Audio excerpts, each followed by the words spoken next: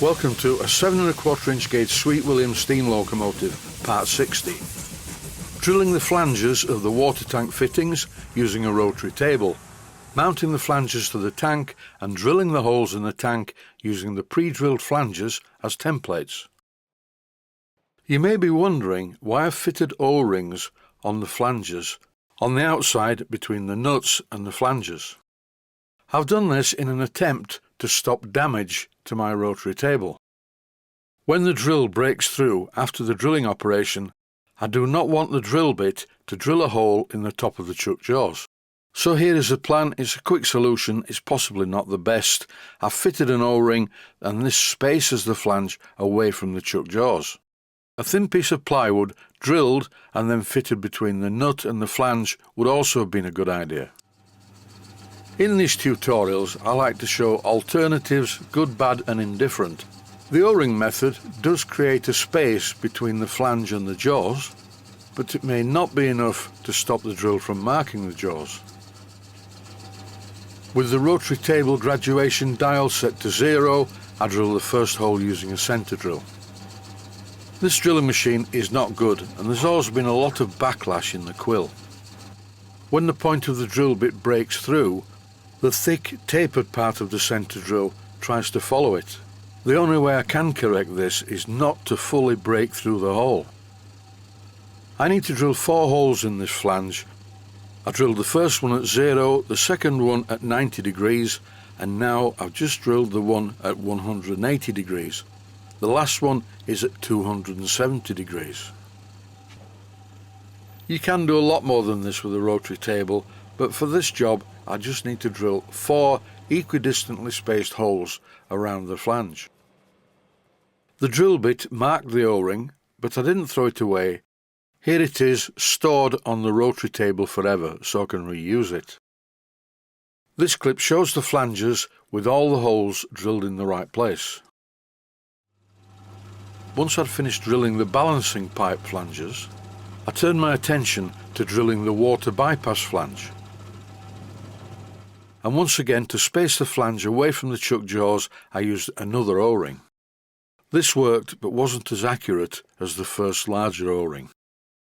That's the drilling out of the way. The next thing to do, and this is really important, is to deburr every one of the holes. The flange cannot make a perfect contact with the tank if there are burrs on the holes. Now I'm going to show how not to transfer the hole positions to the tank. Even though I'm trying to hold the fitting rigidly in place, you can see that it's moving, so these holes are not in the right position. And to verify this, I use a set square. You can see in this clip that the marking out is unserviceable. The marks are not in the right place. The marks at the top are far more accurate than the marks at the bottom. So using my small Proxon motor tool, I'm drilling holes on the top marks. If I get this wrong, I can use a needle file to move the holes into the right position, but this is really not good practice and is to be avoided. Once I drilled the holes, I deburred them. It appears that the brass that the tanks are made from is much harder than the leaded bronze that I use for the fittings. Once again, it's time to use my Drill Doctor 750X that I always keep on the bench at the side of where I work to sharpen the drill. This machine is very easy to use. I've placed the drill bit in the chuck and then I've fed the drill bit through so that the 2 holding clamps, which are operated by the square button, can grab the drill bit and hold it at the right angle. The next thing to do is to turn on the grinder, remove the chuck from where it's just been and put it in the end part. As I rotate it, you can see how it moves, and this sharpens the drill. Very quick and simple. Sharpening this twist drill was a good idea because now all of the burrs are removed. Here I'm fitting the bolts, using a pair of 5BA nuts on the inside. This is by no means the final fitting, it's just to hold the part in place so I can use the flange as a drill guide to drill the other holes. I've clumsily shortened this sequence just to speed things up. Once I drilled through the other 2 holes, as you can now see, the bolts are a very good fit in these holes, And that is one of the fittings ready once again for a bit of deburring and a final sealing and assembly. The part that I've just fitted is the water bypass valve flange. All I need to do now is repeat the process, except this time I just need to drill one hole. The register on these flanges are much more of a precise fit in the holes in the tank.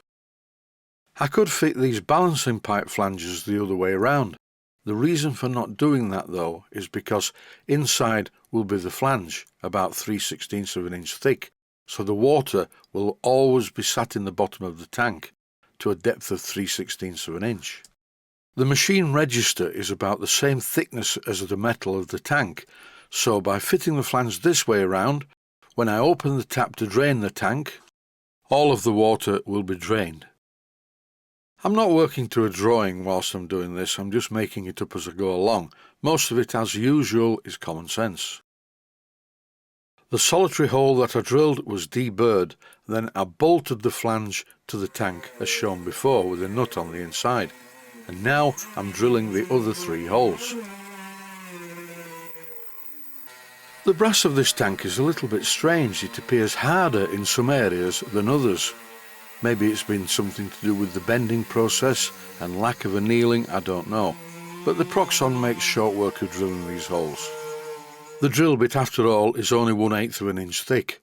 After drilling the holes, I fitted the other bolts.